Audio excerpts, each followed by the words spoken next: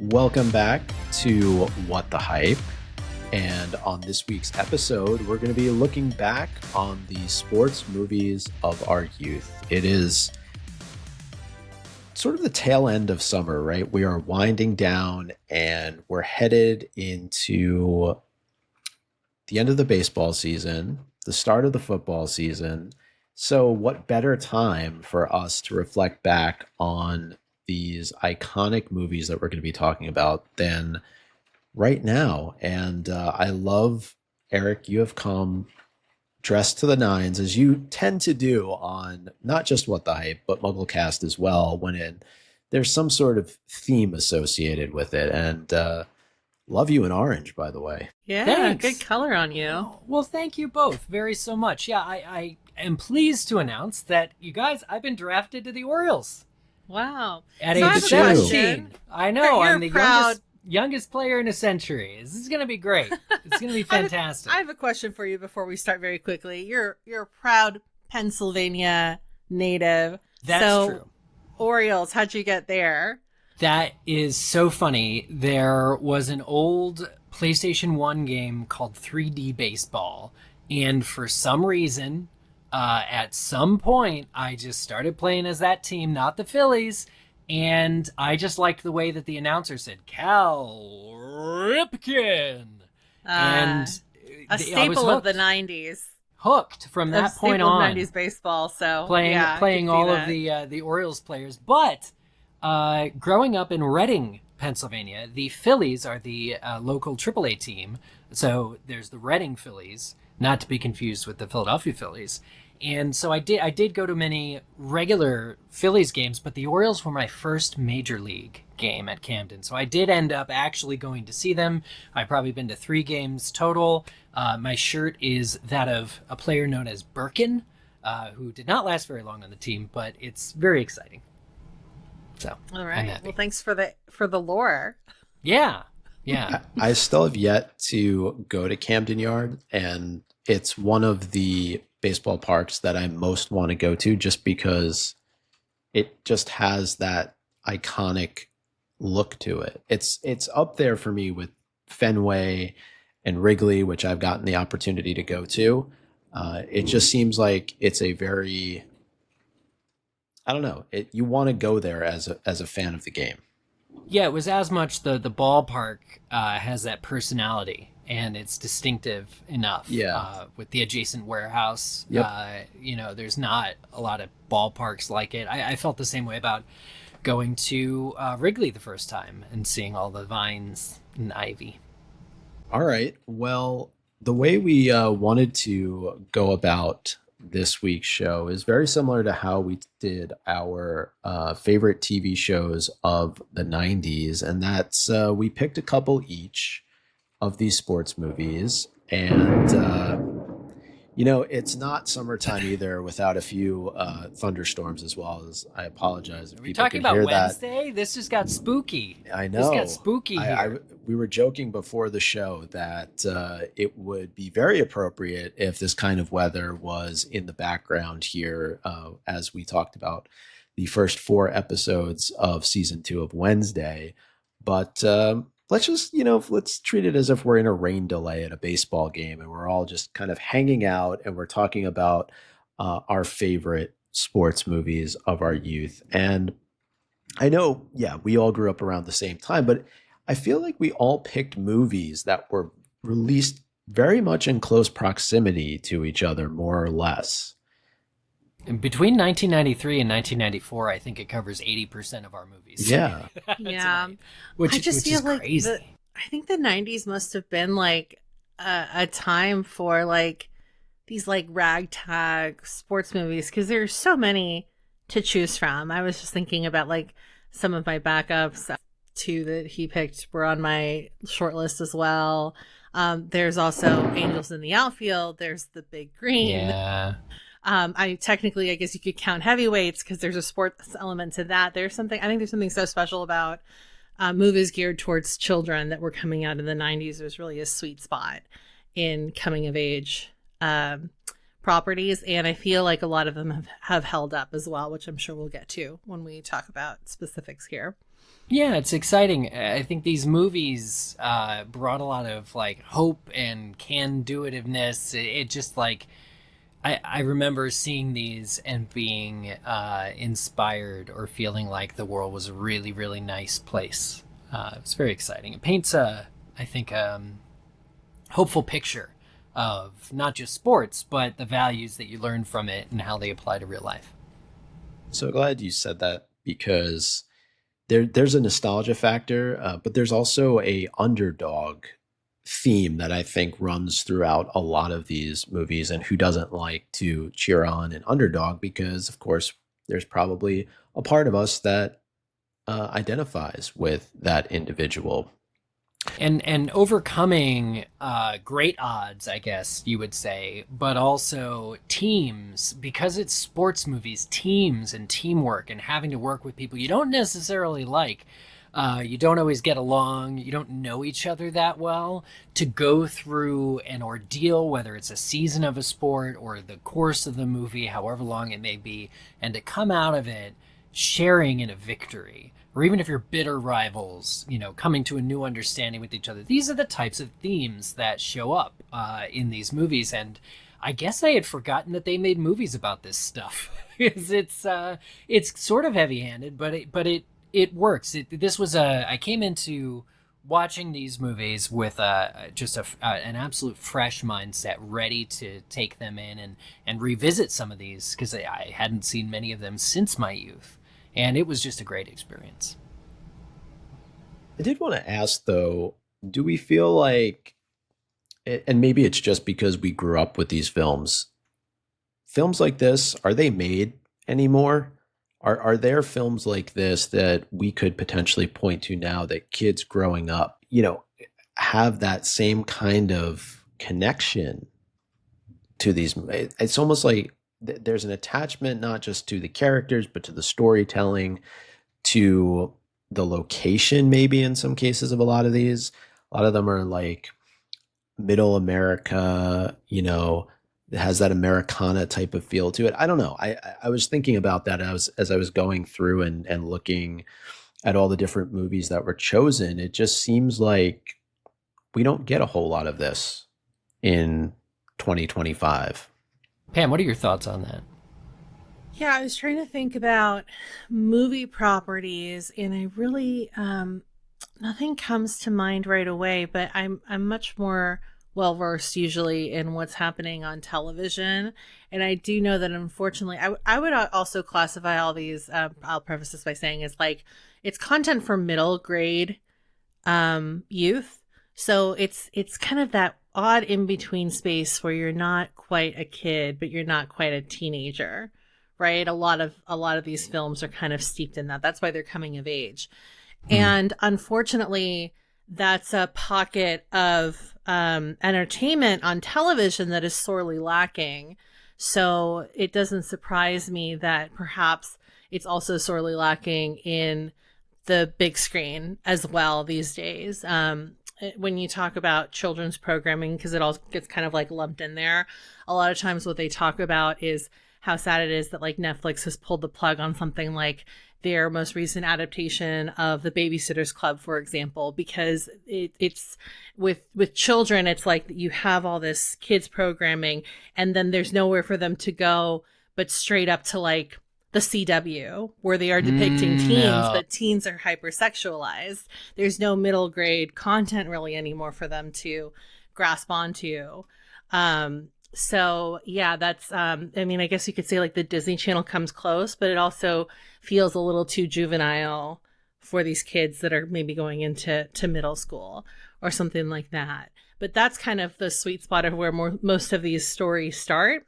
And so maybe that's why we're all having trouble kind of coming up with examples of where this exists today. Because, there's no shortage of like movies for kids that are being made. Disney's still, churning out a movie a year at least between Pixar and the Walt Disney Studios. But that's not necessarily like live action fodder. So Yeah, it's interesting because I was inclined also to answer Micah's question by saying, like, no, it doesn't seem like they make this sort of thing anymore. It seems like the studio structure and what gets greenlit these days is not, I really can't imagine a film like um, The Sandlot, coming out and being a success in theaters unless it's like a sequel or reboot of The Sandlot specifically.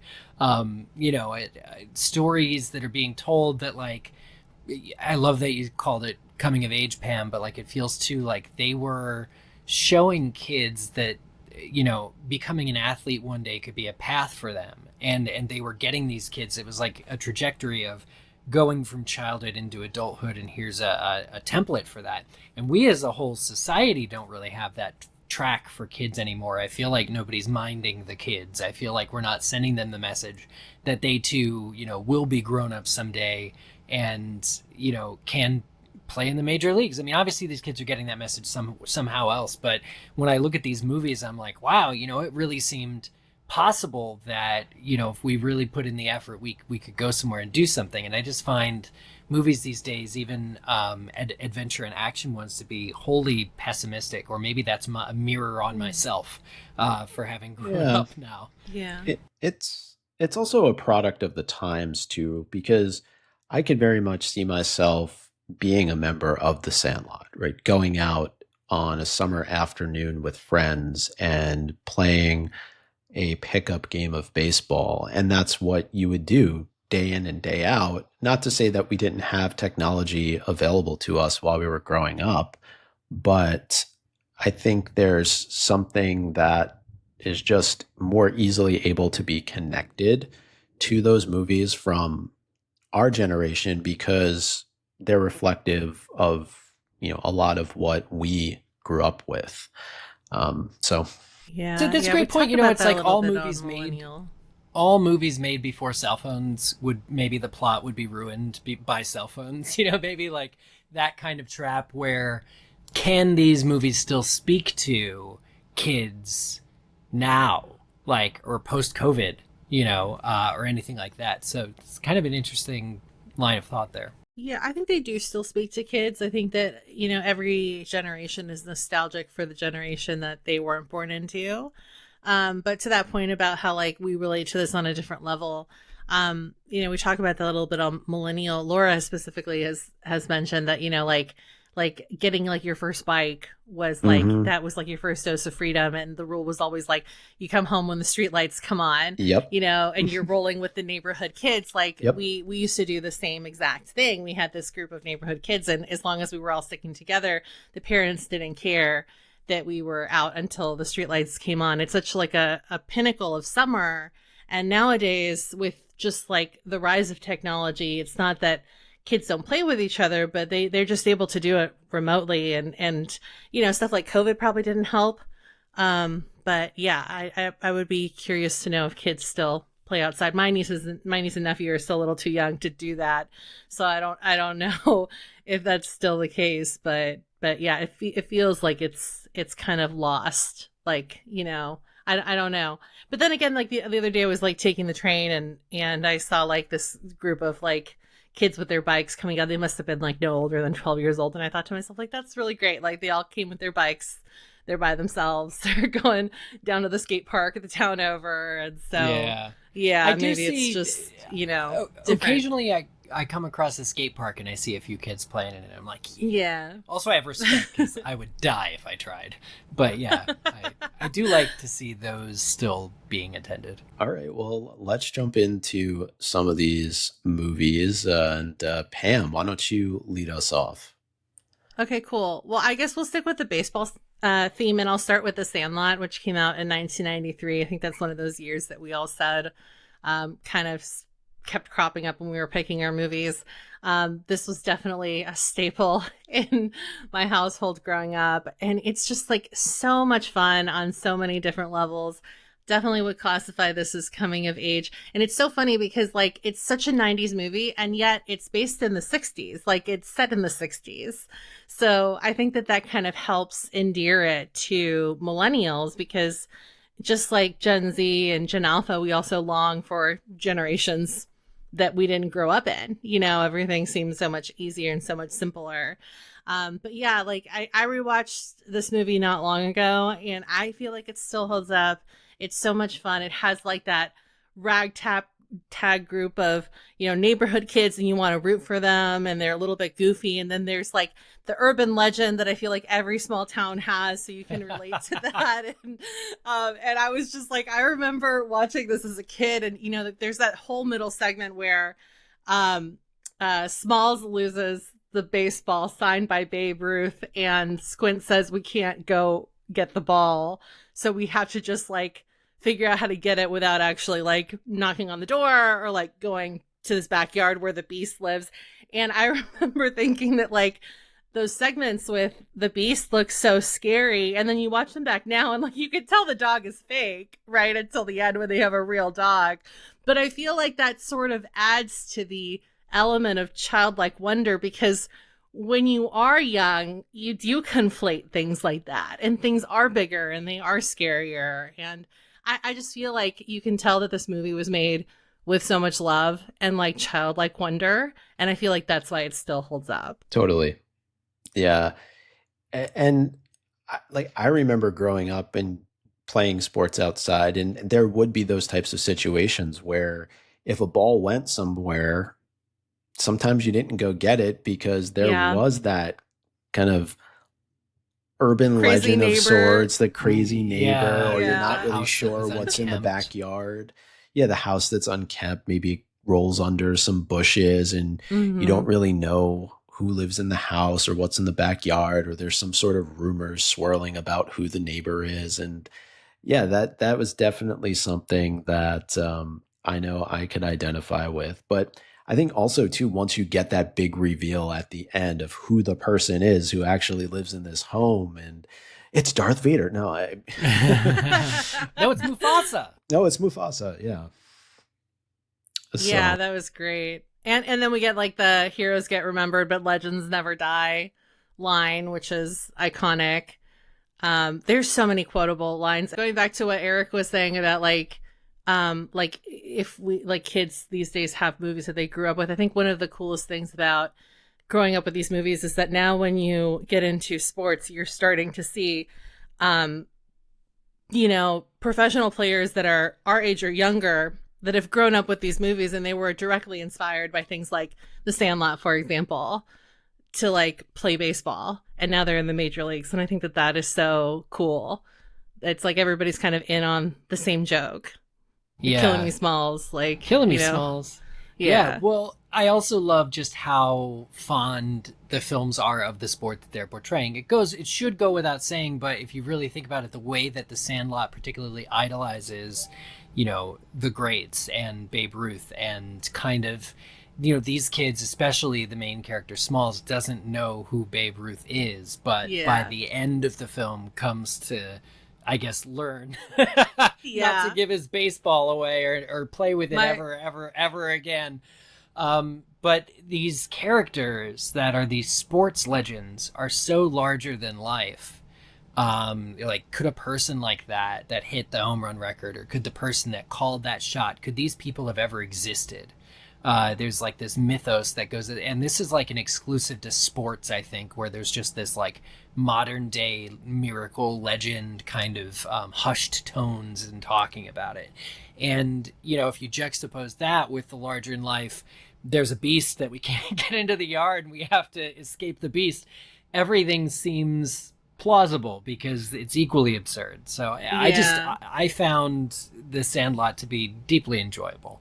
And to that point about like, you know, respecting the actual history of the sport, there, you know, the start to the climax of the movie is Benny having this dream where Babe Ruth comes to him and says, you know, you have to jump over the fence and get the ball. And it's like, I think it's so tongue in cheek that like right before he leaves, he picks up the baseball card for Hank Aaron, and he asks if he can have it. And he's like, I don't know why, but I just like want this card. And it's like, well, that's like such a great little Easter egg for baseball fans, because Hank Aaron broke Babe Ruth's record, and you only have something slid in like that if people that are really fans of the sport are writing the movies. So Yeah. Gosh. And at the core of The Sandlot too is this friendship between Benny and Smalls.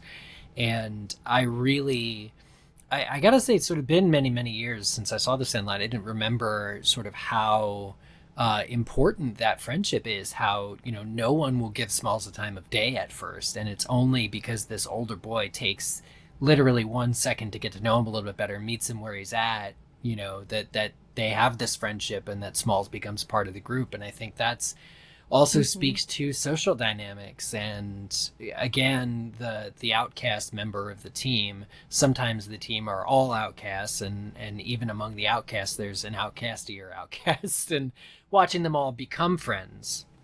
And we'll see that in Little Giants too. So it's a theme in quite a few of these movies. But The Sandlot also is not without its comedic moments. I'm thinking of when Squints plants the kiss on Wendy Peppercorn. yeah. That's such, to me, an iconic moment of childhood in terms of going to the movies. Or actually, I would say a lot of these movies, I don't even remember seeing in theaters. I probably watched them on VHS and in kind of the comfort of my own home, and would rewatch them over and over and over again. I think that's right. Yeah, you're right. It is like, it is a really nice mix of like baseball hijinks and then just like normal kid hijinks. Because even like them going to the fair and then they get sick off the tobacco too. Tobacco. Yeah. Yeah, definitely. No, there's a lot to love. The Sandlot absolutely 100% holds up, I think. Highly, highly recommend, if folks haven't watched it, that they give it a try, because I think that they will very much enjoy it. Eric, how about you?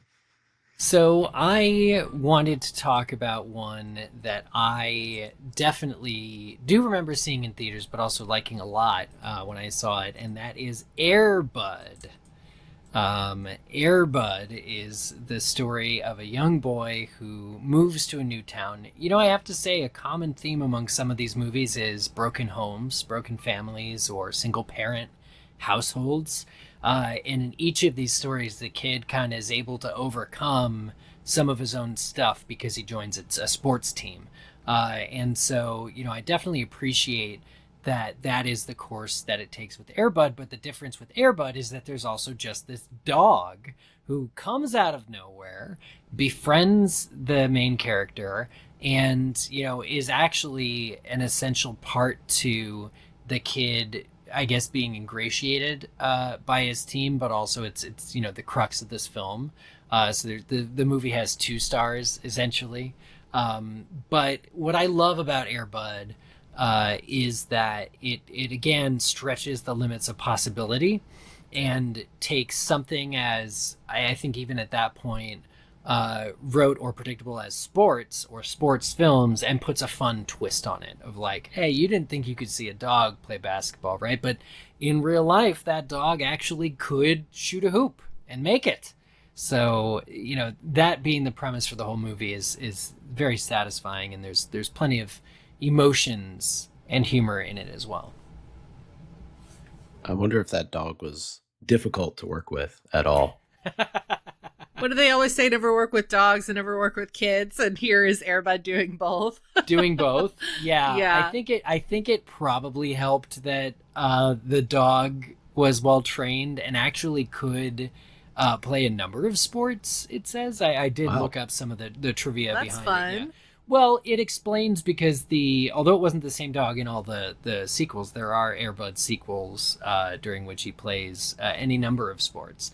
But yeah, the Air Bud, main movie is also, like, I'm pretty sure there's not CGI or effects. It's like it's edited well, but the dog was doing the trick. And all the kids were acting their little hearts out. And so, I think it's, it holds up. The one thing I'll say, and this is funny, is, I remember Air Bud being like this major sort of courtroom drama, because the clown in the movie that owned Buddy at the start of the movie, who's deeply abusive of him, sues the team and the kid's family to get Buddy back. So Josh, that's something that Josh has to contend with. And it turns out, after rewatching Air Bud, all of the courtroom stuff takes place in the exact last 10 minutes of the movie, like even after the main big game is played.